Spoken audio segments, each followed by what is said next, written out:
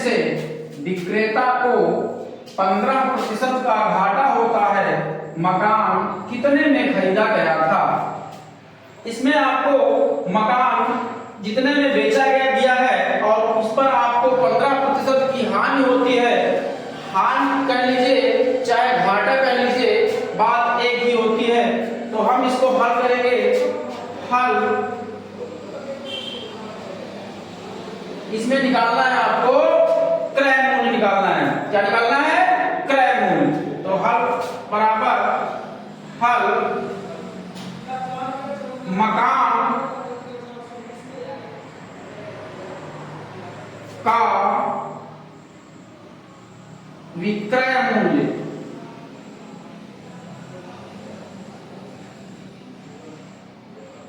मकान का विक्रय मूल्य आपको दिया हुआ है 42,500 रुपए।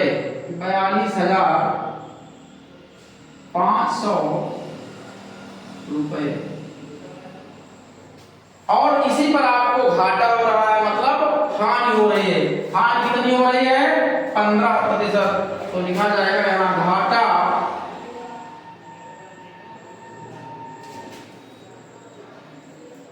बराबर 15%। और इसमें निकालना है आपको क्रय मूल्य निकालना है कि मकान कितने रुपए में खरीदा गया था। तो यहाँ पर लिखा जाएगा क्रय मूल्य बराबर मकान का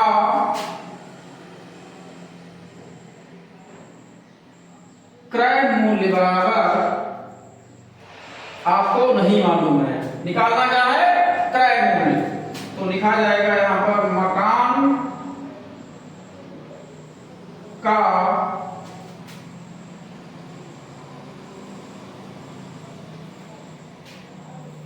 क्रय मूल्य बराबर, यहां पर लिखा जाएगा विक्रय मूल्य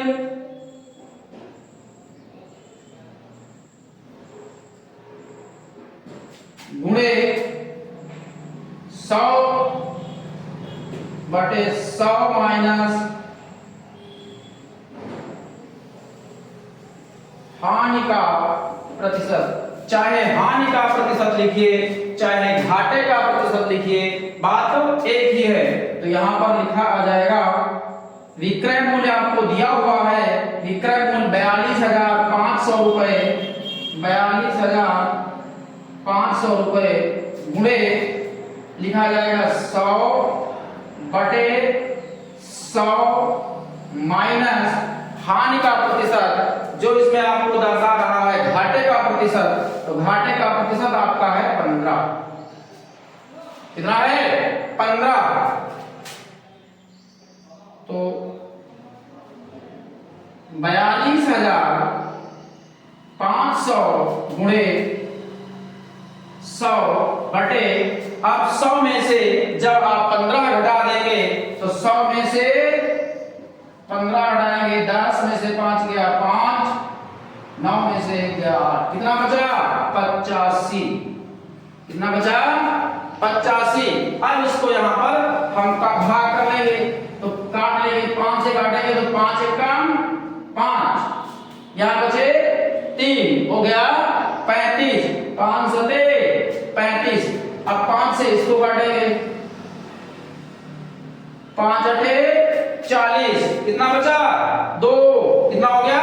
25। अब 5 से काटेंगे इसको तो 25, और उसके बाद 2 शून्य बचेंगे तो 2 शून्य लगा लीजिए, कोई दिक्कत नहीं है।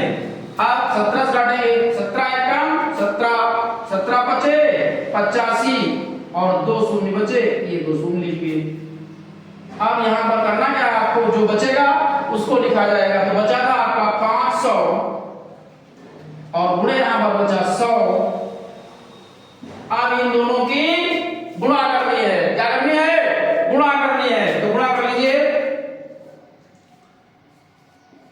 500 गुणे 100, 0 0 0, भाई फिर 0 से करेंगे तो 0 0 0।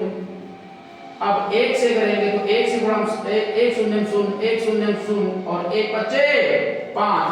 अब क्या करना है, इसको जोड़ देना है। जोड़ दीजिए 0 0 0 और ये हो जाएगा 5। ये हो जाएगा आपका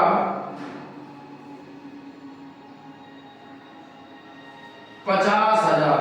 अगर गुणा ना करें आप तो यहाँ पर 5 एक कम 5 कर दें और उसके बाद 2 शून्य इसमें है और 2 शून्य इसमें है, तो कितने हो गए? 4 शून्य हो गए। तो यहाँ पर 5 लिखने के बाद 4 शून्य लगा लीजिए, कोई दिक्कत?